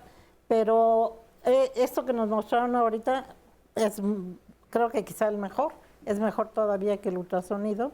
El costo más o menos anda más o menos igual y es una elastografía por resonancia magnética. Entonces uno puede pedir esta o puede uno pedir ultrasonido con una cosa que se llama ARFI, que es para medir el tejido fibroso. Si uno lo pone en la solicitud con ARFI, aunque no en todos los laboratorios lo hacen, pero ese otro es muy bueno también. Cualquiera de los dos pueden ser muy buenos. Este programa lo ven muchos médicos de primer contacto. Nosotros les podremos recomendar a ellos que pidan, ya nos dijo la doctora, exámenes generales de sangre que nos pueden indicar por dónde va la cosa, pero además un ultrasonido en el cual se reforzarán para ver si hay alguna alteración y entonces ahora sí referirlos, porque este tipo de estudios los piden normalmente especialistas. Yo creo que eso sería muy importante y yo creo que ahora nuestro objetivo principal deberían de ser los médicos de primer contacto, porque finalmente ahorita los que están por aquí con nosotros de hepatitis C, ellos fueron diagnosticados a lo mejor tardíamente, algunos ya tienen cirrosis. Si el médico de primer contacto hace los exámenes pertinentes, tendríamos muchas menos complicaciones y el paciente podría sobrevivir muchísimo tiempo sin problema. Entonces esto es bien importante, porque todos ustedes que nos están viendo aquí pueden tomar acción. Si tienes sobrepeso, no haces ejercicio, ¿te transfundieron hasta qué año? 95. Antes del 95, eres un paciente que estás en riesgo. Entonces sería ideal que te hagas unas pruebas generales, como comentaron ahorita los médicos, y este ultrasonido para ver si hay daño en tu hígado. Si se detecta en estos exámenes que tienes un virus de la hepatitis, que hay un daño en tu hígado y eventualmente hepatitis C, ya existe tratamiento. Si estás en riesgo, además si tienes factores de riesgo, recuerden que ya hemos hablado muchas veces aquí en el programa de vacunación. La vacunación es bien importante. Para la hepatitis C no hay vacuna, pero hay tratamiento. Para la hepatitis B sí hay vacuna y para la hepatitis A también hay vacuna. La doctora estuvo aquí presente el día que lo platicamos, lo pueden checar en YouTube. Pero mucha gente con sobrepeso, esto lo tiene muy minimizado, no lo piensa que le va a afectar al hígado, que esto es bien importante. Ahora, ¿a quién recomiendan ustedes que se estudie? Todos los pacientes, por lo menos una vez al año, todos. Un chequeo obligado, con lo que han mencionado, con una biometría, y yo pondría una química completa para buscar las causas metabólicas de glucosa, colesterol, que también impactan en la presencia de grasa. Un chequeo general. No se le niega a nadie una BH y una química completa. Biometría hemática y química sanguínea completa y un ultrasonido.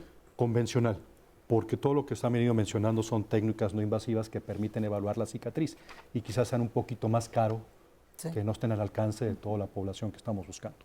Pero un ultrasonido convencional me dice si hay grasa o no, e indirectamente me dice el tamaño de la porta, el tamaño del vaso, que me hacen pensar que puede estar un poco más avanzado el problema. Estamos incluyendo otra vez el tema porta, que es la vena de la cual ya platicamos, el doctor nos hizo favor de hablar de ella, y el vaso. ¿Qué relación tiene el vaso? ¿Qué onda con la porta y el vaso? ¿O por qué lo quieren ver en un ultrasonido? Eso es muy importante porque el flujo del vaso está directamente relacionado con el del hígado, es decir, la vena porta se forma de la vena mesentérica, que trae el flujo de los intestinos, y la vena esplénica, que viene del vaso.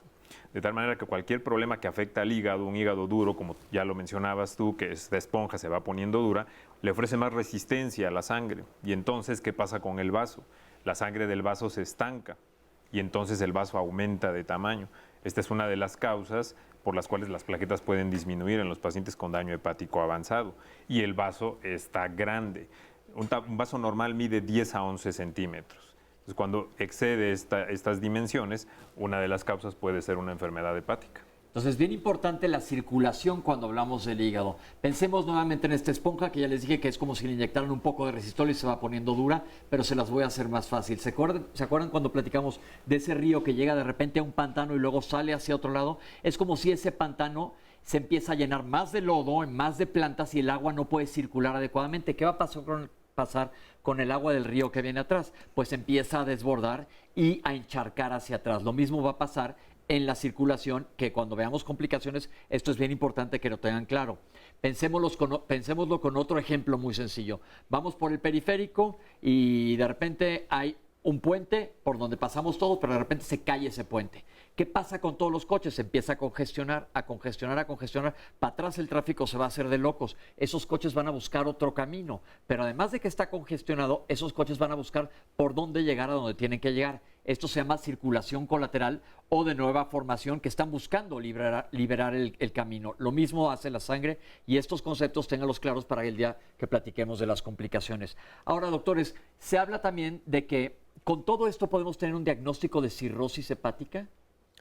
Con las pruebas convencionales podemos intuir fuertemente que hay cirrosis. Que sí hay. ¿Por qué? Porque si tengo albúmina baja, si tengo bilirrubinas probablemente alteradas, si tengo tiempos de coagulación alterados, si tengo por imagen un hígado ya no liso, sino nodular, si tengo una porta crecida o si tengo un vaso crecido, son datos que apoyan fuertemente a hipertensión portal condicionada por la cirrosis. Tenemos una cápsula que nos enseña lo que es una biopsia hepática, que todo el mundo dice, híjole, una biopsia hepática, vamos a ver qué es y vamos a regresar con los expertos que nos den su opinión sobre el tema. Vamos a verla. La cirrosis hepática representa en sí una etapa final de muchas enfermedades del hígado, desde enfermedades inflamatorias hasta enfermedades autoinmunes.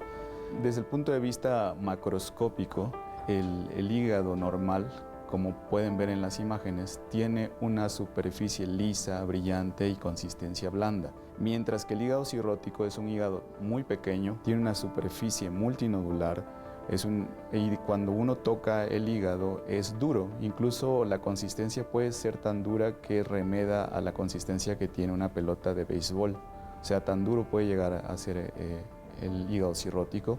Y esto se debe a la gran cantidad de tejido fibroso o cicatrizal depositado en el hígado.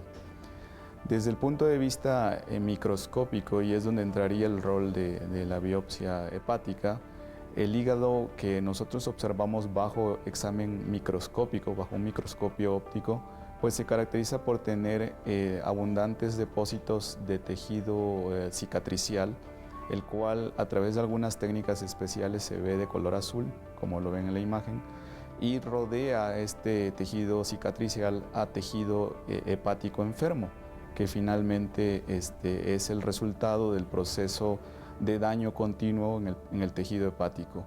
La biopsia hepática, que es un método de diagnóstico confirmatorio, puede obtenerse a través de métodos invasivos como son una biopsia percutánea o desde el punto de vista quirúrgico. Y ese examen histológico confirmatorio lo hace el patólogo y finalmente también permite la biopsia excluir complicaciones graves como son el cáncer de hígado, que en este caso el subtipo más común es lo que denominamos carcinoma hepatocelular. Es un método confirmatorio, en realidad la sospecha clínica está hecho desde los métodos no invasivos y que solamente tiene su utilidad para confirmar la cirrosis y en ocasiones para determinar la causa subyacente de la misma, porque muchas de las cirrosis son las que denominamos criptogénicas o de causa desconocida. Prácticamente un paciente que tuvo por muchos años su enfermedad hepática de base y que ahora ya está complicado con cirrosis. Bueno, la próxima semana, como bien anunciaba el doctor Pepe, al principio del programa tendremos la segunda parte de este programa donde hablaremos acerca de las consecuencias, pero toda esta información creo que es muy importante porque entonces tendremos en cuenta en dos programas ligados todo el panorama o de una forma mucho más amplia de lo que es la cirrosis. Hay muchos comentarios y de verdad gracias por compartirlos. Nos dice la gaviota, soy una madre... Soy una madre que su hija tiene la enfermedad de Caroli y fibrosis hepática. Fue diagnosticada cuando tenía 4 años. Me dijeron que únicamente viviría hasta los 8. Actualmente tiene 29 años. Gracias a Dios hemos ido superando los problemas, ya que ha sido derivada de sus venas y ahora actualmente está controlada, pero me gustaría saber un poco más acerca de todo esto. Lourdes Guadalupe Domínguez nos dice, hace más de un año falleció mi madre, desafortunadamente estuvo internada un mes, le realizaron estudios numerosos y nunca le encontraron nada, pues daban diferentes diagnósticos como infartos al miocardio, infarto cerebral, y lo que sí fue verdad fue una parálisis de una cuerda vocal, de ahí el agua se le empezaba a filtrar a los pulmones. Al sacarle un poco de agua al pulmón y realizarle el estudio correspondiente salió limpio, sin señales de cáncer, y al final, ya cuando mi madre estaba perdiendo la batalla, le diagnosticaron cáncer de hígado, el cual tenía muchos años y fue detectado, pues mi madre nunca se quejó de nada, o no fue detectado, más bien, nada más que no lo pone así, y no fue detectado porque no se dejaba hacer nada. No se quejaba de nada, salvo de una molestia en la parte baja del estómago y dolor de ciática. ¿Cómo se puede detectar el cáncer de hígado a tiempo o qué síntomas también puede haber? O como en la cirrosis, son pocos los síntomas que presenta. ¿Con solo el diagnóstico, nos pregunta Rosario Hernández, y la dieta basta o hay que tomar medicamentos? ¿Y qué estudios se deben hacer? ¿El médico general es el adecuado o tiene la capacidad para poder dar un buen diagnóstico? Y si hay hipotiroidismo, ¿se puede complicar entonces más la situación? Tuve un hijo y murió a los 10 meses, nos comparte Alma Obando. Por atresia de vías biliares. ¿Me pueden decir por qué pasó esto? En ocasiones los médicos no nos dan la información suficiente. Belén Marlene Olivares, ¿me podrían decir qué es el hígado graso, en qué consiste y cuál es la sintomatología del mismo? Liliana Cruz nos dice también, mi hija cuando nació tenía ictericia, ¿tiene que cuidarse siempre? ¿Cómo sería y cuál es la diferencia de una persona con esta situación? Gracias, San Juan. Mi hermana tuvo cirrosis por autoinmune en fase terminal. Le dieron 2 años de vida. Entró a un programa experimental de células madre que sacaron de su médula ósea y un año las trataron. Fueron inyectadas directamente al hígado. Actualmente está bien, aunque es inmune. Ya pasó la gravedad del problema. Toma medicamento, pero ya está bien.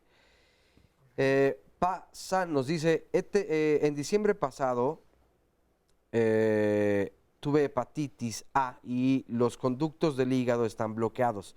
No me han dado ningún medicamento, solo tomo mucha agua. ¿Es correcto este tipo de tratamiento? Regina Sánchez, quisiera saber si también da cirrosis por comer muchos dulces o esto también es parte de los mitos alrededor del tema. Nos dice Ana Núñez, a mi esposo le salieron los triglicéridos en 750. ¿Qué tan elevado o no está a este nivel?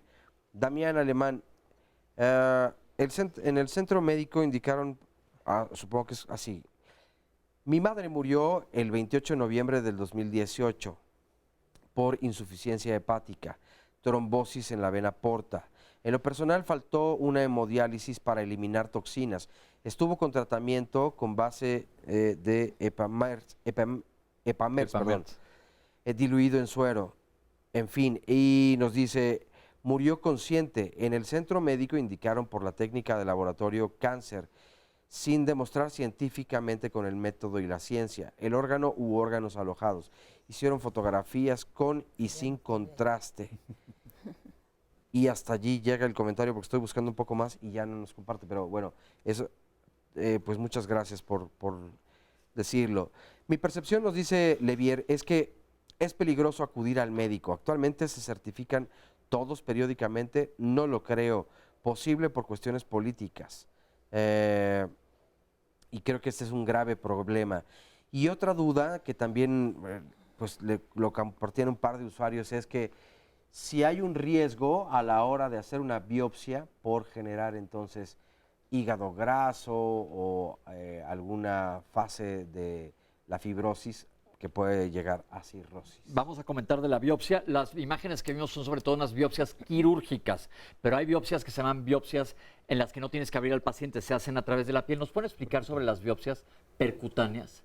Son biopsias que se hacen generalmente guiadas por un ultrasonido. Se define cuál es el sitio mejor para introducir una aguja especial sin que haya algún vaso grande o la vesícula que se pudiera lastimar, y se hace con una técnica de Trucut, es decir, se corta un pedacito, sale como un cilindro muy pequeñito del hígado y eso se analiza por el patólogo para ver una variedad de qué grado de fibrosis, si tiene grasa, qué tanta inflamación, y es el método más preciso para establecer un diagnóstico de la enfermedad del hígado. ¿A quién se le hace biopsia hepática?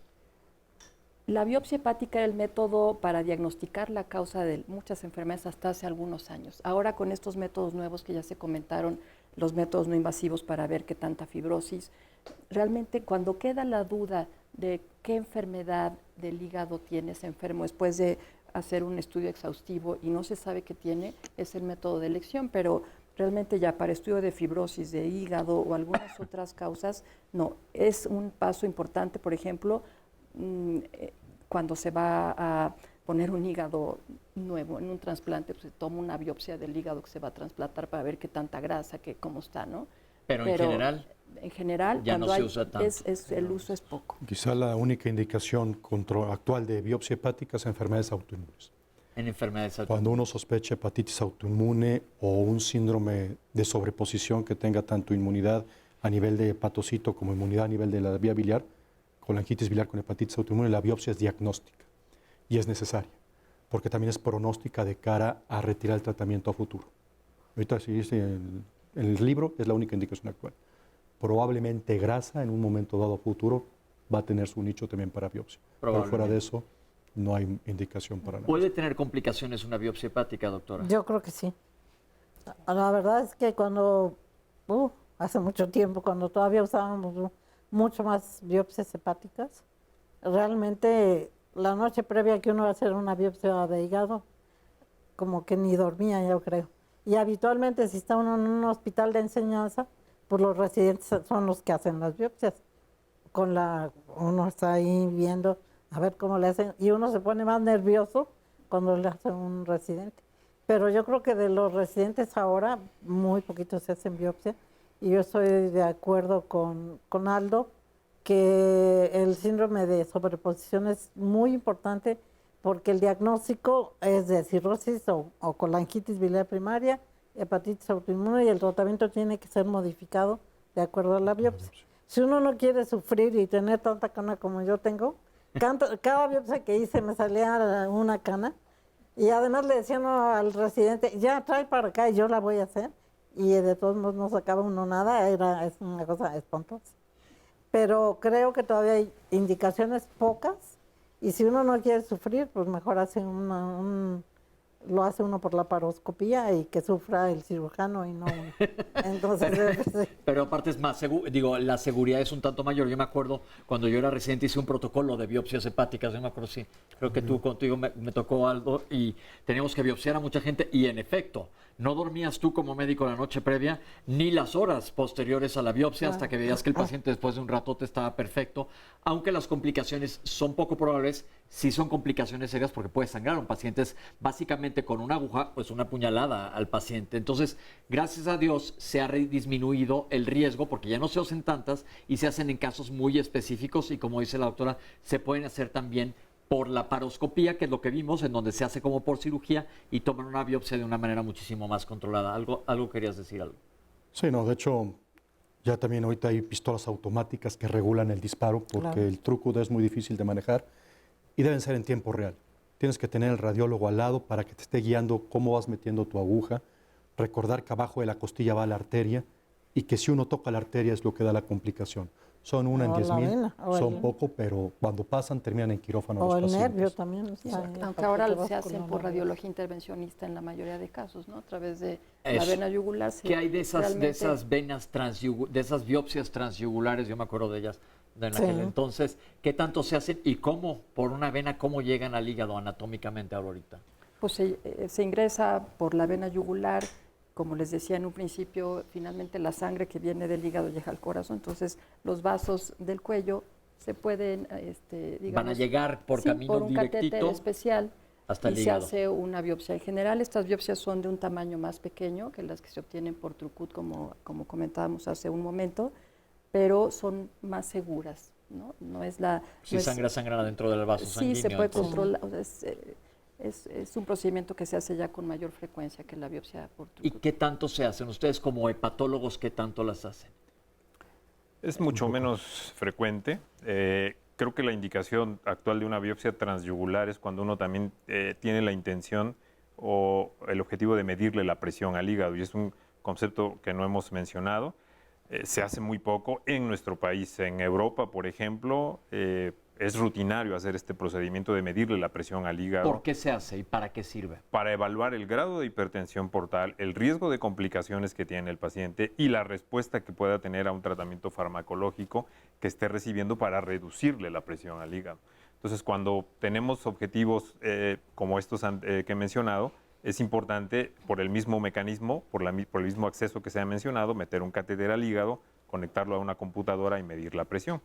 Y cuando hay, yo diría, trastornos vasculares del hígado o hipertensión portal no asociada a cirrosis, es cuando hacemos una biopsia transyugular, que efectivamente es más segura, pero es más cara, más sofisticada, más entrenamiento, pero nos da más información cuando medimos la presión también al hígado. Me importa muchísimo que les quede muy claro este concepto de hipertensión portal. Ya hablamos, nos explicaron ya perfectamente cómo es la circulación y cómo es la vena porta, porque cuando hablemos la próxima semana de complicaciones, la hipertensión portal juega un papel clave. Es este camino del periférico que está muy atascado de coches y los coches están buscando otro camino. Entonces, si metiéramos un catéter ahí al periférico, en donde está el congestionamiento de coches, veríamos que, pues no están pasando dos coches, hay 1000 hechos bolas ahí, entonces la presión está elevada. Es bien importante que con estas analogías que les digo yo, a ustedes les quede más o menos claro para que podamos hablar del tema que sigue. Es bien importante los conceptos y nos interesa muchísimo sus opiniones, porque por eso dividimos este tema en dos. Si se fijan, hoy no hemos hablado ni de un solo síntoma, más que hemos oído de cansancio, porque no hay un síntoma específico de cirrosis hasta que ya haya complicaciones o esté más avanzada, como vamos a hablar la próxima semana. Porque ahorita vamos a regresar después del corte a empezar a contestar sus preguntas y todavía tengo varias personas con las que me interesa hablar en el público que nos den su opinión de qué es lo que les ha sucedido a ellos, qué es lo que han vivido, porque es mucho mejor que entendamos cuando alguien ya pasó por ahí que nosotros que estamos sentados acá en el panel que vemos las consecuencias y tratamos a los pacientes. Entonces, Oscar, sin nada que decir, yo creo que nos tenemos que ir a un corte. Pues, nada rápido, vámonos. Rápido, nos dice Tania, me acaban de detectar un quiste en el hígado por casualidad en un ultrasonido que me realizaban por los riñones. Me comentaron que no había de qué preocuparme. ¿Necesito ir a un gastro? Pausa ahora sí y volvemos.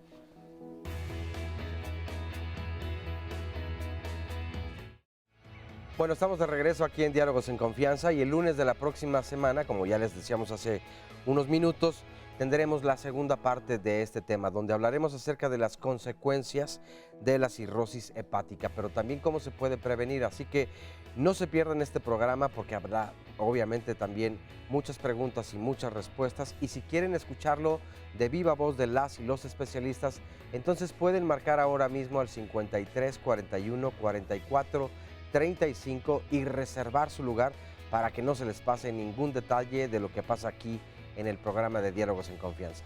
Vamos a ver a continuación el resumen del programa. La cuarta causa de muerte en hombres, séptima en mujeres. Hacia el 2020 tendremos aproximadamente 1.800.000 cirróticos en el país. En los niños generalmente son por problemas congénitos, es decir, problemas del hígado con los que se nace. La causa más común de cirrosis en niños es la atresia de vías biliares, es decir, una malformación de los conductos que drenan la bilis hacia el intestino y eso hace que su hígado se dañe.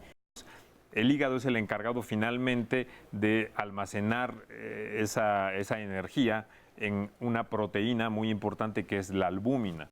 Cuando el hígado empieza a tener alteración, empieza a concentrar sustancias que son, en el contexto, tóxicas para el organismo. En términos de salud hepática, el alcohol termina siendo siempre un tóxico para el hígado, porque el hígado es el que se encarga de eliminar esas ingestas de alcohol. Cuando tú le das en exceso al hígado grasa, en forma de alimentos grasosos, de carbohidratos, también los guarda en forma de triglicéridos en sus células. Aproximadamente el 10% de los casos de hígado graso ocurren en personas delgadas por problemas de su propio metabolismo, genéticos, en fin. Y a veces se sobrepasa esa capacidad de eliminación del hígado y esto termina inflamando al hígado. Y al inflamar al hígado, pues provoca daño crónico. Revisión continua y no solamente a través de enzimas hepáticas. Ustedes pueden tener enzimas hepáticas normales y eso no traduce la seguridad de que el hígado no esté dañado. Y lo que medimos son bilirrubinas, que seguramente ya hablamos de las bilirrubinas. Medimos transaminasas, que a mayor cantidad de transaminasas, probablemente el hígado esté sufriendo más, porque una biometría hemática, porque podemos ver la hemoglobina, si es que el paciente ha sangrado, por ejemplo, y las famosas plaquetas. Porque obviamente si las plaquetas están bajas, la mayoría de las veces es porque el hígado está enfermo. Listo, vamos a escuchar más testimonios. José, ¿cómo está? Muy bien, hoy día muy bien. ¿Qué nos va a decir? Mire, yo soy un sobreviviente de San Juanico. En el 84 tuve trasplantes de piel y a raíz de reposición de sangre me contaminé por el virus de la hepatitis C. Virus de hepatitis C. ¿Y te dio cirrosis? Me dio cirrosis, hoy en día todavía la tengo. Los primeros problemas que tuve fue el cansancio, el que se me detectó. Yo no me quería investigar qué tenía, sino mi hija, que está estudiando enfermería, fue la que me insistió. Investigó en Fundepa y en las demás asociaciones como Amigos del Hígado y todo esto. A raíz de Fundepa me dieron un pase para ir al hospital de nutrición. La última entrevista que tuve y el que me diagnosticó todo habido y por haber, y lo que tenía fue el doctor Aldo, ya no se ha de acordar, en el 2017, en enero. Él fue el que me dijo, tienes fase 4, tienes hepatitis C, urge el tratamiento. Me lo ofreció en cierta cantidad de dos laboratorios diferentes. ¿Lo tomaste? No con él. Fui a Amigos del Hígado, donde conocí al doctor Jorge Luis Po. ¿Y te consiguieron el medicamento? Él me consiguió el medicamento. ¿Lo tomaste? Lo tomé. ¿Y te curaste de la hepatitis C? Sí, me curé y retrocedí un poco el daño de tu hígado. El daño de mi hígado, de la cirrosis. Tenía 24 kilopascales. Con el tratamiento, cuando fueron los 3 meses, di negativo, bajé a 18.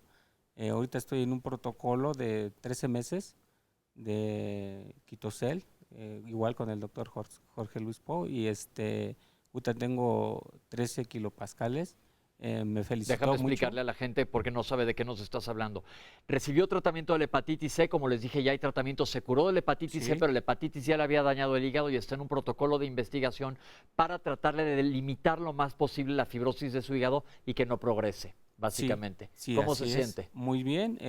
Lo importante de todo esto, lo que nos acaban de decir los doctores, es el medicamento. Y checarse. Lo que come uno es muy importantísimo. En un momento no lo creí que fuera así. Yo llegué a tener a retener líquidos cuando llegué con el doctor Aldo. Yo pesaba 89 kilos por retención de líquidos. Que vamos a hablar la próxima semana de las complicaciones, tiene que ver la retención de líquidos con esto, pero ahorita el caso es que usted, lo que le recomendamos a la gente es que se cheque si lo han transfundido, como fue su caso, porque se puede tratar la hepatitis C y lo ideal es antes de que dé cirrosis. Sí, bueno, hay otros problemas por cuál se adquiere la hepatitis, como tatuajes y bueno, ya sería un ya sé, pero ya hablamos del programa de hepatitis, pero ahorita en su caso fue por hepatitis C, entonces lo importante es siempre checarse. Siempre checarse y la otra parte que están diciendo del hígado graso, le digo porque tengo familiares que tienen ese problema y viendo mi situación aún así no quieren entender, van a su herbolaria y no sé qué tanto. Perfecto. A mí lo primero que me prohibieron fue la herbolaria. Okay. No, porque no sabemos cómo qué le están dando y qué tanto daño le puede hacer a su hígado. Pues muchísimas gracias por comentar aquí con nosotros. Vamos a escuchar otro testimonio. Muchas gracias. ¿Cuál es su nombre? Soy Lulú, vengo Lulú. también de Grupo Amigo. Yo creo que aquí lo más importante es comunicarle al público que nos está viendo en este momento. El programa es muy pequeño para tantas dudas que estamos escuchando ahorita. Para eso están precisamente las asociaciones. Lulu, pero primero diles qué te pasó a ti. Bueno, yo tuve hepatitis C, me lo quitaron con Bioquirapac, también un protocolo. Posteriormente, ya había cirrosis y posteriormente vino como consecuencia hígado, en el hígado vino el cáncer. Soy trasplantada, afortunadamente aquí estamos, pero bueno, estoy aquí para decirles también que estas van siendo las secuencias después de un daño en el hígado, después de cirrosis, pero si alguno de ustedes es diagnosticado con cirrosis, para eso están las asociaciones. ¿Sí? Acérquense a conocer. Acérquense, por favor, porque todas las preguntas, todas las dudas que tengan, ahí les podemos ayudar. Muchísimas Son varias gracias. asociaciones y han estado saliendo en la pantalla. Vi que están saliendo Y las los vamos datos. a poner nosotros en todas nuestras Nuevamente, redes sociales. por favor. Muchas gracias. Ella es un ejemplo de lo que pasó. Tuvo hepatitis, hizo cirrosis, hizo cáncer y hablaremos de complicaciones la próxima semana y la tuvieron que trasplantar. Lo ideal es que se detenga todo esto al mero principio del caminito, ¿verdad? Así es, saber qué tienes que hacer, cómo están hablando, qué estudios se tienen que pedir, eso es importante. Mil gracias. Vamos a ver esta cápsula de las complicaciones que hablaremos la próxima semana. Una vez que ya se hizo el diagnóstico de cirrosis, tenemos que evaluar a la persona cuál es su función hepática en ese momento, qué grado de función tiene, y para eso hay diferentes escalas que después vamos a comentar, pero esto nos va a orientar para saber si tienen o no una complicación. En la fase en donde está más o menos conservada la función del hígado, prácticamente no hay complicaciones, pero cuando la función se empieza a perder o empieza a disminuir, aparecen complicaciones. La más importante es la hipertensión portal, que es un incremento en la presión de todo el sistema venoso del hígado y particularmente del abdomen, que conduce al desarrollo de varices en el esófago. Posteriormente pueden venir otras complicaciones, como es el acúmulo de líquido en el abdomen, que es ascitis, se llama ascitis, el acúmulo de este líquido, y conjuntamente o paralelamente también puede haber incremento en la hinchazón de los pies o de las piernas, que se llama edema de miembros inferiores. Si tenemos este líquido atrapado, tenemos ascitis, la persona puede desarrollar eventualmente una peritonitis bacteriana espontánea, que es una complicación seria en personas con una hepatopatía crónica. Otra complicación también que se puede presentar paralelamente es la encefalopatía hepática, que es un problema neuropsiquiátrico que se caracteriza por dificultad para la concentración, hay pérdida en la memoria, hay dificultad para articular una conversación adecuada, hay una pérdida también en el equilibrio de estas personas, y con mucha facilidad presentan accidentes, desde caídas o accidentes automovilísticos. La otra complicación también importante es el desarrollo de un tumor, que también vamos a comentar más adelante, el tumor que se llama el tumor primario del hígado, cáncer hepático o carcinoma hepatocelular. Bueno, las complicaciones, si nosotros estamos monitorizando, estamos dándole seguimiento a nuestros pacientes de manera adecuada, podemos prevenir el desarrollo de estas complicaciones o bien tratarlas de la mejor manera para que no tengan una gravedad importante en cuanto a la función y de esta forma se deterioren o que en un momento dado requieran más pronto un trasplante del hígado. Doctores, vamos a empezar a contestar preguntas. Nos preguntan, ¿es exactamente igual el alcohol de buena calidad que el adulterado? Ya dijimos que no se recomienda alcohol, pero pues de preferencia si vas a ingerir alcohol que no sea adulterado también. No, claro, puedes tener otros efectos extrahepáticos más graves por alcohol adulterado. Y alguien agregaba por ahí en las redes, dicen que para todo mal mezcal, dice, entonces esto no es cierto, ¿verdad? No, pues no, pero para todo bien, también. También. Oye, de la cantidad ya nos habló el doctor. ¿Qué hago si tengo hígado graso? Dieta y ejercicio. Perfecto. Tengo artritis reumatoide y parece que tengo daño por el metrotexate. ¿Qué tengo que hacer? Y nos dijo el doctor que hay que ir con el hepatólogo para que te determine si hay que suspenderlo un tiempo y a ver si hay otra variabilidad de medicamentos. Muchas veces las pruebas de funcionamiento hepático, dijo el doctor Aldo, no son suficientes. Hay que hacer los estudios de imagen. Tengo hemangiomas en el hígado y me dijeron que no tengo problema. ¿Es verdad? Puede ser, es decir, el hemangioma es la lesión hepática benigna más frecuente del hígado. Si son pequeños no hay que hacer nada. Hay veces que crecen y solo hay que vigilar. Perfecto. Tengo la DHL elevada. ¿Qué quiere decir esto? Pues que tiene la DHL elevada, pero, no, pero eso no tiene nada que ver con el hígado, en teoría no tiene Hay que nada ver por cuál es la causa de la Habría que DHL buscar elevada. ¿Cuál es la causa? Ok. Me dijeron que por ácido tuve colangitis biliar primaria. ¿Qué es esto? Ya nos explicó la doctora lo que era la colangitis, que no funciona adecuadamente el drenaje de la bilis, se congestiona y se echa a perder el hígado. Ese es el origen. Tengo pigmentación oscura en brazos, cuellos, en el brazo, en la parte posterior del cuello, en los brazos. Esto puede ser causa del hígado, y alguien preguntaba también si el paño está causado por problemas hepáticos. Lo del cuello sí hay que tomarlo con mucha cautela. Puede ser acantosis nigricans. Eso es una entidad que se asocia mucho a resistencia a la insulina, va muy de la mano de hígado graso.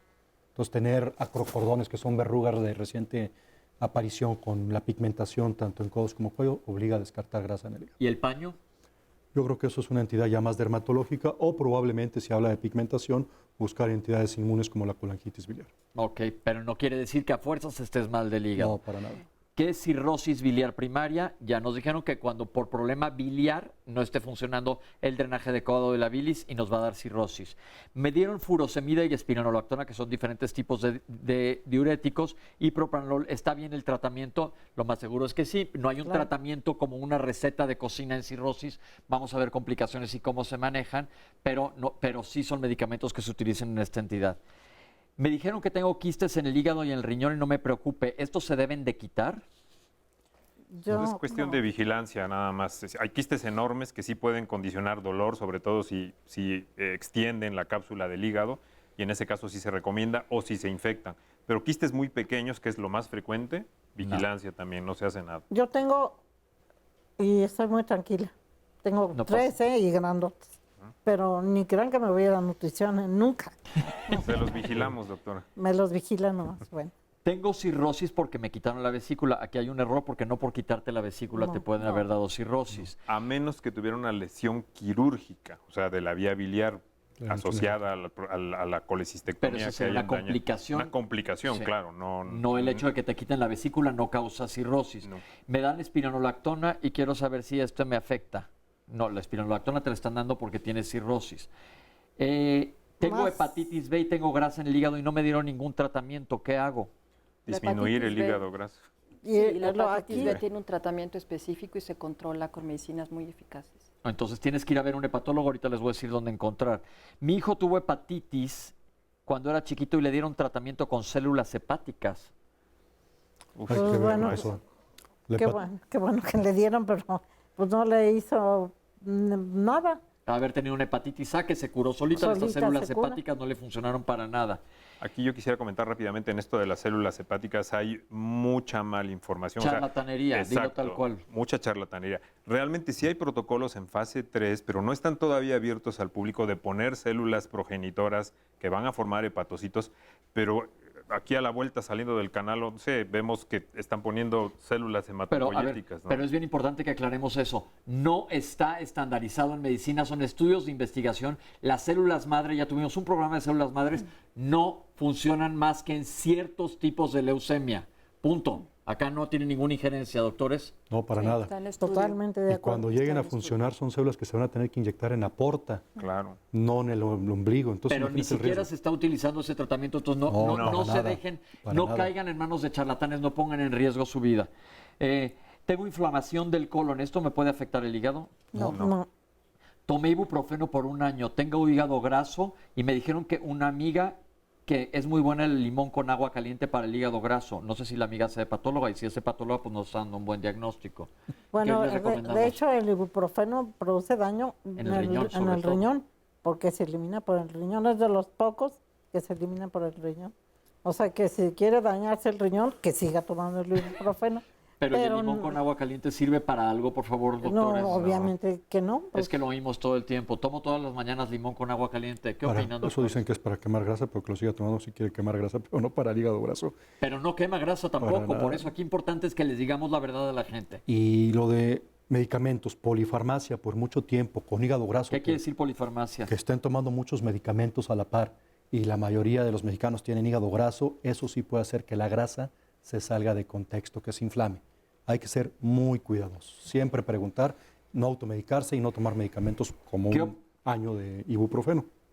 Sí, algo querías decir. No. ¿Qué opinan de limpiar el hígado con el detox? Que ahora pues, lo vemos en cada esquina, en cada revista. ¿Qué quiere decir esto, doctores? Nada, el hígado, su función es detoxificar. No hay que llevar más que un estilo de vida saludable para no dañar el hígado y evitar estos remedios. ¿Estos remedios de detoxificar el hígado funcionan de algo? No.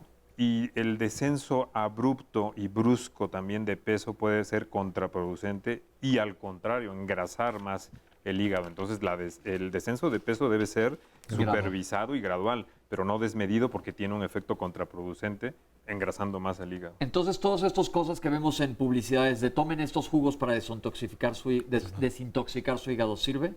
No. El New England Journal of Medicine, que es una de las revistas más serias que existe en medicina, decía, detox is a hoax, decía en inglés. ¿Qué quiere decir esto? El detox es una tomada de pelo, básicamente, porque pues ahora mucha gente se está enriqueciendo a base de decir, te voy a dar un detox y vas a ver la maravilla que es. Entonces no funciona de absolutamente nada. Mi hijo tuvo enfermedad de Caroli y fibrosis, tiene afortunadamente 29 años, le habían dado muy poco tiempo de vida. ¿Qué es la enfermedad de Caroli, doctores? Una dilatación de las vías biliares habitualmente a nivel intrahepático y esto puede provocar eventos recurrentes de infecciones de las vías biliares. El tratamiento definitivo, dependiendo del grado de daño, es el trasplante de hígado, pero obviamente los pacientes pueden tener etapas prolongadas, asintomáticas y de buena evolución. ¿Es fácil detectar cáncer de hígado a tiempo? Sí. Pero sobre todo cuando ya hay factores de riesgo, la próxima semana hablaremos del cáncer de hígado asociado a cirrosis. ¿Existe una dieta para curar la cirrosis? No, pero es una parte importante también del tratamiento de la cirrosis, el mantener al paciente bien nutrido, el mantener una buena masa muscular. Esto no quiere decir convertirlos en atletas, pero sí tener una buena masa muscular que permita suplementar al hígado. Perfecto. ¿Qué estudios me debo de hacer? Bueno, ya lo vimos, les vale la pena. Los que no alcanzaron a ver el programa, va a estar en las redes sociales pronto para que lo vean. ¿En dónde consigo un hepatólogo certificado? Bien importante. ¿Todos los gastroenterólogos, para empezar, somos hepatólogos? No. Entonces la respuesta es no. Yo estudié gastroenterología, llevamos mucho de hígado, pero aparte hay una subespecialidad en hepatología, que es lo que han hecho nuestros panelistas. ¿Cómo saben quién es un hepatólogo? Cualquier persona que nos está viendo. Yo creo que aquí hay que acercarse ya sea a las asociaciones o a la fundación donde tienen un registro de la gente que realmente tiene patología como formación. Asociación Mexicana de Gastroenterología, ahí está en la lista de todos los médicos en tu estado, qué especialidad tienen, qué subespecialidad tienen, y en la fundación, en Fundepa, Fundación de Enfermedades Hepáticas, hay un listado de todos los médicos en el país para que se acerquen a buscar hepatólogos certificados, porque también no caigamos en esto. Yo mismo, que soy gastroenterólogo, de repente me llegan casos de hígado que no manejo y le marco a Aurorita y te va. Porque aunque sea gastroenterólogo, puedo hacer lo que dijimos al principio. Tomar los exámenes, ver que estoy enfrente a algo, se lo mando y ella me lo regresará para que le diga las varices. Pero bueno, eso es lo que hacemos. ¿El hipotiroidismo complica el hígado? Sí. Sí, puede, pero creo que es muy fácil tratar un hipotiroidismo. Y yo creo que sí tenemos la obligación, sobre todo los que tienen autoinmunidad, pedirle pruebas de función tiroidea, pero es facilísimo tratar el hipotiroidismo. Mi hijo tuvo ictericia cuando nació, esto quiere decir que se puso amarillo. ¿Tiene peligro adelante en su vida? Lo más probable es que no, porque tal vez haya sido una ictericia asociada a poca maduración al nacimiento y esto se resuelve y no genera que lo asoleen, que le pongan al sol. Seguramente lo asolean, ¿no? Chiquito y eso no le va a implicar nada más adelante. Las células madre, ya dijimos aquí, no funcionan para nada. ¿Los dulces causan cirrosis? No. ¿La hepatitis A me pudo haber dejado los conductos bloqueados? No. Tengo triglicéridos arriba de 750, ¿esto está mal? Sí, está pésimo. Está re mal. Mucho cuidado sobre todo con tu páncreas también. ¿La hemodiálisis funciona para el hígado? Hay un tipo de, no la hemodiálisis que conocemos para la función renal, para suplir la insuficiencia renal, no, pero sí hay diálisis sustitutivas para la función hepática. ¿Cómo se llama? Sistemas con albúmina, pues hay unos sistemas que se llaman hígado bioartificial. Prometheus, también hay uno que se llama Prometheus. Acuérdense que a Prometheus lo amarraron en una piedra y venía una águila a comerle el hígado todos los días. Entonces es el nombre, pero esto también te lo tiene que recomendar un hepatólogo, no cualquier médico. Son muy sofisticados ya estos. Y muy caros. Sí, y muy caros. Alguien decía que es muy peligroso ir al médico, sobre todo porque no están todos certificados. Ya dijimos dónde encontrar médicos certificados. En el ultrasonido me encontraron quistes, igual que la doctora Dehesa. Yo me tengo que preocupar. Ya dijeron que no, nada más vigilarlos. Si crecen mucho, a lo mejor sí te los tendrán que quitar, pero Oye, si no, no hay ningún problema. Hay una importante que debe salir y es que pregunta un anónimo, ¿están completamente seguros que el hígado no provoca dolores? El hígado duele la cápsula del hígado, es decir, la membrana que lo envuelve cuando... Porque dice, yo conozco a dos que son un higadito y dan un dolor de veras. Si hay por ejemplo, un absceso hepático mediano o un absceso piógeno, sí puede doler, sobre todo porque están cerca de la cápsula. Lo que duele es la cápsula. O un hígado congestivo, como dice Aldo, también porque puede doler. distiende la cápsula, que el hígado está encapsulado. Es igual este dolor de caballo que decían de cuando éramos chicos, que se distiende la cápsula de hígado porque está muy congestionado y duele. Y básicamente se nos acabó el programa, doctores. Muchísimas gracias. Gracias. Vamos a hablar la próxima semana de complicaciones de la cirrosis. Ni siquiera hemos hablado de síntomas, cómo tratarlas, cómo prevenirlas. Pero fue muy importante hacer este preámbulo porque ahora ya saben ustedes cómo funciona el hígado y para qué funciona. Oscar, mil gracias. Y gracias a las personas que se comunicaron y que compartieron sus dudas. Y muchísimas gracias al público que estuvo aquí con nosotros el día de hoy compartiendo sus historias, son muy importantes para nosotros. Gracias al panel y sobre todo a ti en tu casa, muchísimas gracias. Van a poder ver el programa mañana en redes sociales. Nos vemos la próxima semana. Esto fue Cirrosis Hepática.